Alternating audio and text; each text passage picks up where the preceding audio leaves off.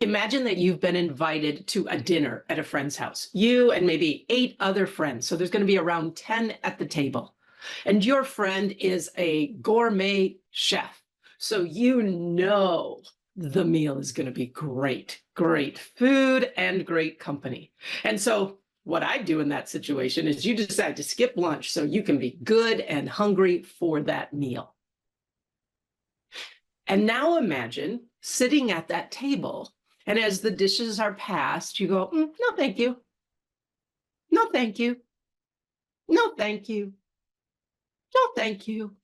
And your plate remains empty while everyone around you is enjoying the food and raving about the food and all of that. That wouldn't happen, would it? Right? You come hungry, and so you want to eat. And so this great food is passed around and you're going, thank you, thank you, thank you. And you're enjoying it with all of your friends. Yes. And then there's just a little bit left of your favorite dish, just a little bit left. And the host says, hey, you love this dish best of all. Why don't you finish it up? That way it'll be gone and I won't have to deal with it. Now, you're already feeling a little full. Oh, it was so good. It was so good. Oh my gosh. Yes, yes, I'll finish that up. And so you eat that last little bit of that last little piece, thinking, this is just the creme de la creme. This is the best finale. This is just going to be the best memory. This meal has been so great. And about 5 minutes later, you're starting to feel a little uncomfortable. Like your tummy's feeling a little tight. Your jeans are feeling a little tight. And instantly you're filled with regret. I wish I hadn't said yes to that last piece. Now, why am I talking about this dinner and what does it have to do with money and abundance? Well, in our world, we define abundance. Abundance is always a function of more and plenty and lots. Like more is better no matter what. No matter the actual impact it has on you and me or the actual impact it has on the world around us. But more wasn't better at that meal, was it? Nope.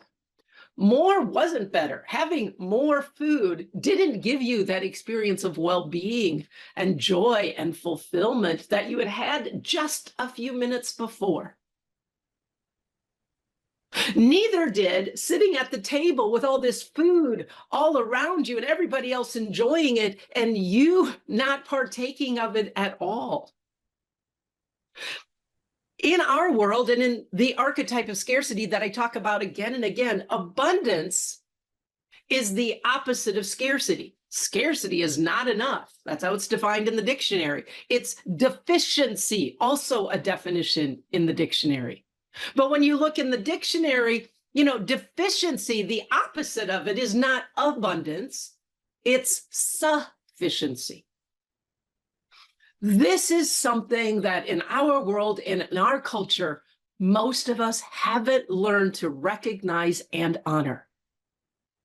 That sufficiency is that sweet spot at the table where you're enjoying the food that's being shared and passed and prepared, and it's making you feel good physically, emotionally, mentally.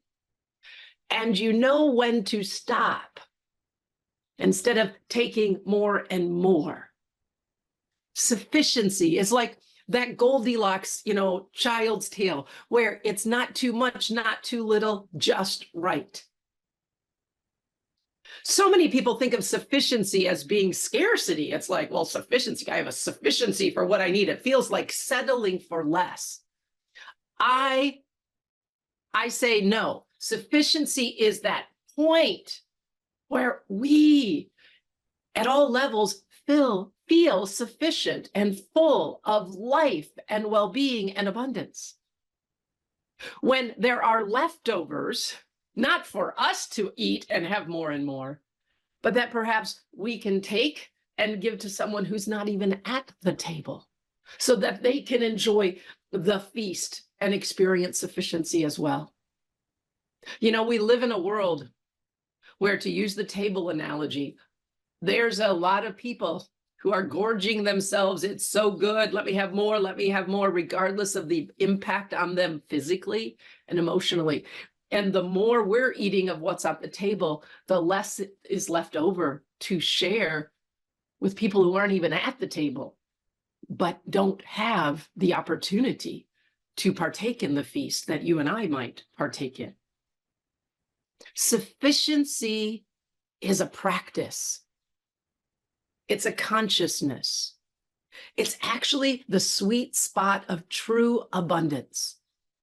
When we allow ourselves to partake in the feast that is this life and the resources that are available to us, including money, and we know how to recognize for us, not too much, not too little, just right. Because not only does that support well-being for you and me, especially when it comes to money, it can support well-being in the world around us because we can stop trying to consume more and more and more resources. When we can recognize sufficiency and that sweet spot of abundance in our own relationship with money and life, receiving, participating in what's available, but recognizing when we've reached just right.